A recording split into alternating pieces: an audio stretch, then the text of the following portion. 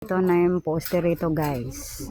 1, 2, 3, 4. Tapos ito 5, 6, 7, 8. Kaway ka Darin. Kaway ka, magkikita ka ng kapatid mo. Jardin. Ayan, kompleto na yun. 8 na poste guys.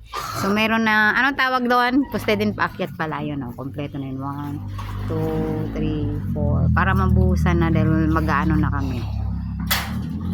Lagyan na ng poste yan. Tapos kompleto na rin yung tie beam guys. Papunta roon, kompleto na yung tie beam na. Ayan. Yung tie beam na yan.